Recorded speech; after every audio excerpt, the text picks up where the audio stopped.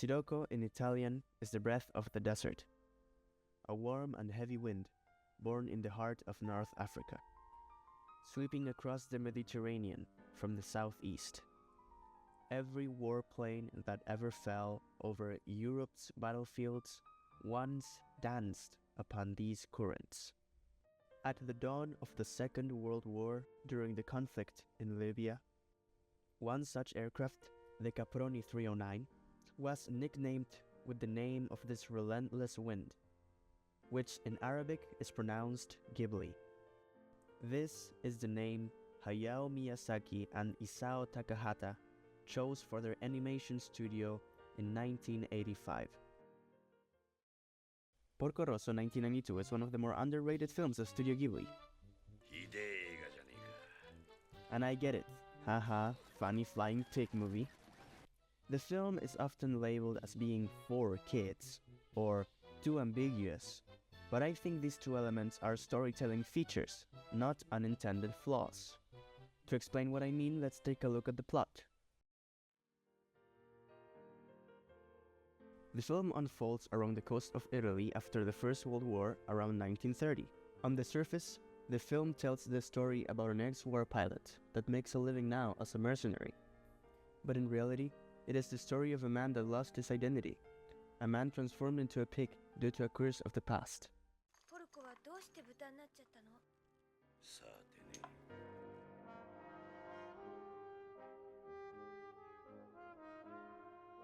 How this curse came to be and many other details of Marco Pagot's life are left out deliberately, which is the first problem many people have with this movie. But I think it's important to let the audience interpret what this curse can mean. You can come up with your own interpretations, but here's what I've come up with. The only two times you see Marco turn into a human is when he is back at his camp with Fio, checking the ammo he was sold, and at the end of the movie, after Fio gave him a last goodbye kiss. You can argue that Fio is the common factor between these two scenes, which means that Fio's love somehow lifted the curse. But I think this interpretation is too simple and cheesy.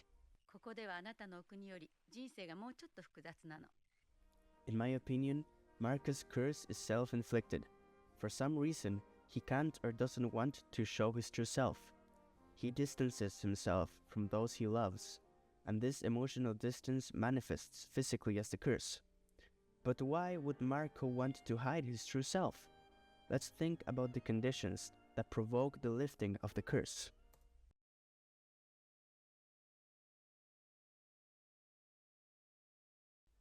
The first time we see Marco Pagot as a human, he is reminiscing about the past, when he didn't have to be a pig. Back in the camp, Marco feels safe to be truly who he is. I think it's no coincidence we get a flashback story about the war right after. In said flashback, Marco sees his recently married best friend Berlini ascended to the realm of the dead, a limbo of sorts. Then, Marco comes back to the living realm, being a totally different person, turned into a pig. Marco Pagot becomes Porco Rosso.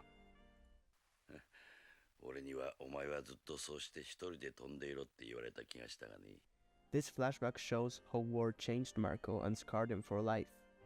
By becoming a pig, Marco gets to distance himself from what he did, or who he used to be in the war. Maybe it's the guilt and pain from the war that turned him into a pig. Or maybe the possibility to die at any moment drives Marco Pagot away from Gina and closer to Porco Rosso.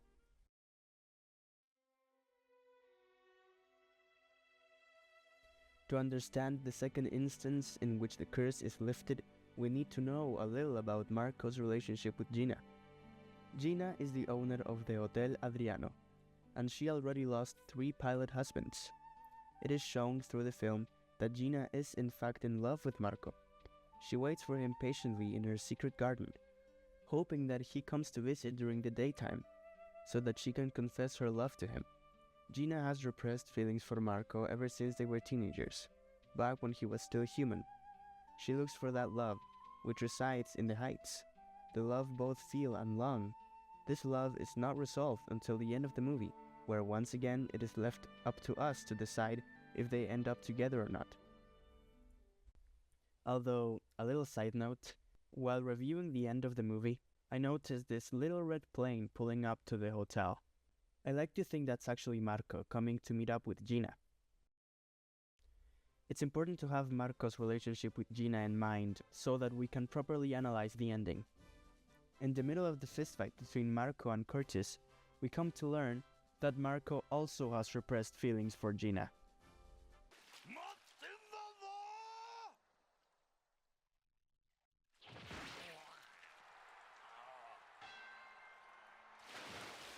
This is subtly reinforced by the heart-shaped dent in his glasses.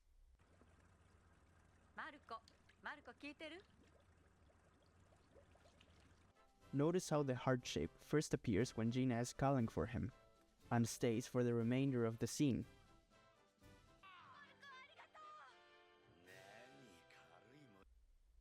Then, Marco tries leaving Gina again.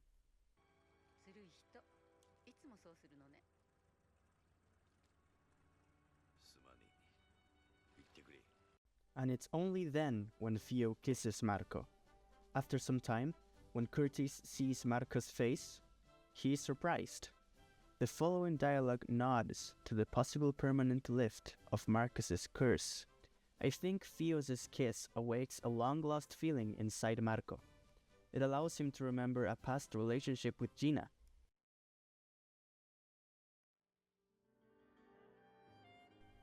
This feeling of the past allows Marco to fully become who he was before the war. This is why I think the curse is just an excuse to not get close to others. Since Marco knows he could die at any moment, he gets discouraged from forming deep relationships with those around him. Marco, 今にローストポークになっちゃうから。私嫌よ、そんなお葬式。飛ばねえ豚はただの豚だ。This is why in the movie Marco is not actively searching for a way to end his curse. Marco is stuck in the past, consumed by nostalgia. And if the message wasn't obvious enough, the main theme of the movie, which you are listening to right now, is called The Bygone Days. It is also interesting to point out that Marco Pagott is not a killer. Marco refuses to buy explosive or armor-piercing ammo. いつものだけでいいんですか？補正の焼夷弾とか鉄鋼弾も入荷してますよ。坊主、俺たちは戦争やってるんじゃねえんだよ。またな。He also refuses to shoot during the duel with Curtis. 読めたぞ。あの野郎最後まで撃たねえつもりなんだ。え？豚は殺しはやらねえんだ。And when he shoots, he only shoots at engines or plane parts. Following this line of thought, being a pig may be an act of rebellion. We need to remember that this film occurs just before World War II. In a world where humans are committing all of these horrible crimes, deciding not to be one is a rebellious act. We can see through the movie that Marco is in some regard proud of being a pig, because whenever someone mentions politics around him, he excuses himself by mentioning his curse. そうかい？また政府が変わるのかね？じゃあなんだな。あんたらもじきに非合法になるな。豚に国も法律はねえよ。愛国債権などお求めになって民族に貢献されては。そういうことはな、人間同士でやんな。なあマルコ、空軍に戻れよ。今なら俺たちの力で何とかする。ファシストになるより豚の方がマシさ。At least this is how I interpret Marco's curse. Last but not least, the movie also has a bunch of funny metaphors and analogies. For instance, in the final scene, Porco and Curtis's fight can easily be interpreted as the Cold War between the Soviet Union, Porco, and Curtis, America, since they don't fire a single bullet to each other, and the fight just goes on forever. This is fully reinforced by the fact that Curtis is an actor who one day aspires to be the President of the United States. Porco Rosso is a truly beautiful film. People say it's childish, and while I agree it's cartoony and upbeat, I think, in this movie, we get to see the perfect balance between fantasy and reality, realized with the respect intended for an audience with no concrete age. That's all I had to say about this beautiful movie. Thank you so much for hearing me out. See you next time.